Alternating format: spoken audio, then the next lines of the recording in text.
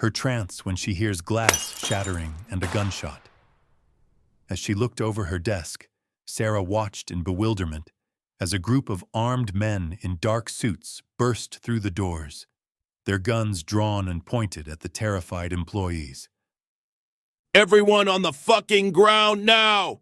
One of the men shouted, his voice laced with a thick accent. The employees scrambled to comply, dropping their food, huddling on the floor, and hands behind their heads. Sarah felt her heart racing as she hid behind her desk, her mind whirling with a million questions. What's going on? Who are these people? She thought, her eyes darting around the room, searching for any sign of help or an opportunity to escape. The armed men began to systematically search the main office, barking orders and roughly manhandling the cowering employees. Sarah ducked behind her desk, her heart pounding in her chest. She pressed her back against the cold metal frame, trying to make sense of the unfolding situation. These weren't just your ordinary thieves. The way they moved, the precision of their actions, all pointed to a level of organization and training far exceeding a simple robbery. As the standoff continued, Sarah soon realized that these people were a part of a rival mafia gang, and they had come to settle a score with her boss, Mr. Harrington. The realization sent chills down her spine, and she knew that she was now caught in the crosshairs of a dangerous and unpredictable conflict. Sarah slowly moved to the edge of her desk, looking to see what was going on. She could see all the armed men aiming their guns at her co-workers. She slowly moved around the desk, sneakily moving towards the wall, to really gaze the entirety of the situation. As Sarah reached the wall, she peered her head around the corner, trying to be as discreet as possible. "Where is your boss?" One of the men barked at an employee. I don't know," says the employee. The gunman took the butt of his gun and hit the employee upside their head, causing them to bleed. The rest of the cowering employees screamed in horror as Sarah gasped, catching her voice in her throat. Sarah's heart raced as she scrambled back to her desk, crouching behind it. What am I going to do? She said to herself. The armed man rounded up the remaining employees in the main office, shouting demands for the CEO to surrender himself. Sarah pressed a trembling hand against her mouth, trying to stifle the panicked breaths that tried to escape. Her mind raced. She tried her best to not be seen or heard. The air was thick with the sound of shouting and the cries of her co-workers as they were herded together, guns pressed against their backs and heads. Sarah's fingers dug into the fabric of her skirt, her knuckles turning white as she fought to control her rising panic. Peering cautiously over the top of her desk, Sarah watched as the gunmen continued their relentless search, their eyes scanning the room for any signs of their target. She ducked back down, her heart pounding in her ears, as one of the men drew closer to her hiding spot. Trapped behind her desk, Sarah felt a surge of helplessness wash over her. She had always known her boss to be a ruthless businessman, but never in her wildest dreams did she ever imagine that his dealings would put her and her colleagues' lives in danger. And now that it has, she is regretting not quitting sooner. Sarah peered through the crack of her desk, trying to see how close one of the gunmen was to her. As she looked through the crack, she and one of the gunmen made direct eye contact.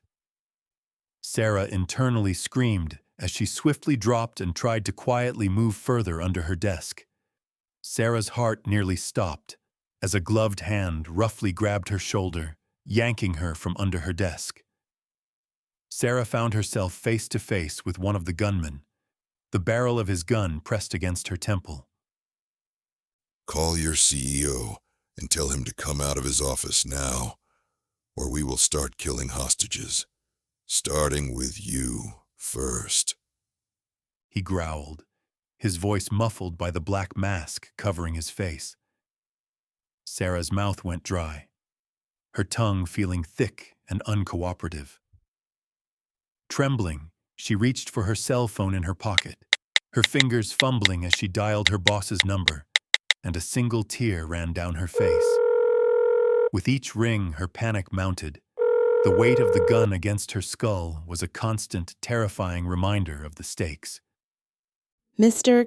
Harrington, Sarah's voice wavered, betraying the fear that gripped her. the gunmen, they want you to come out of your office or... She couldn't bring herself to say the words that they were going to kill her. Sarah shaken up, unable to completely finish her sentence, as the thought of the ramifications on what will happen to her and the others ran through her mind if she doesn't get her boss to come out. The gunman pressed the gun deeper into her skull. The line remained silent for a long, agonizing moment. Sarah felt a glimmer of hope, believing her boss would just surrender himself, and this would all be over with.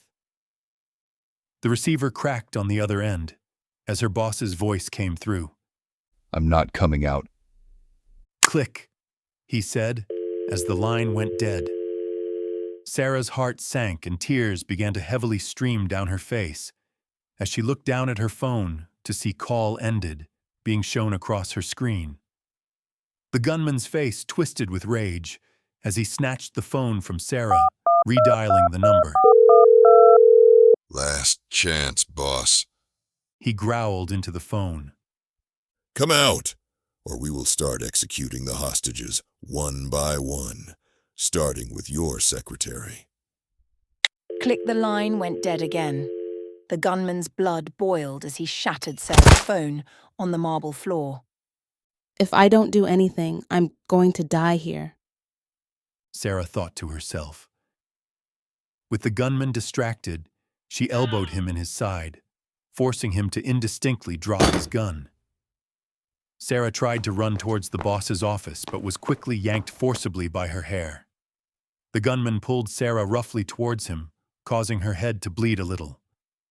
You stupid fucking bitch, he said, as he slapped her aggressively, causing her to become dazed and her vision blurred. Since you want to be a hero, how about I take you out first? The gunman said, as he pulled out a knife and stabbed her in the side, twisting it, pulling it out, and stabbing her again.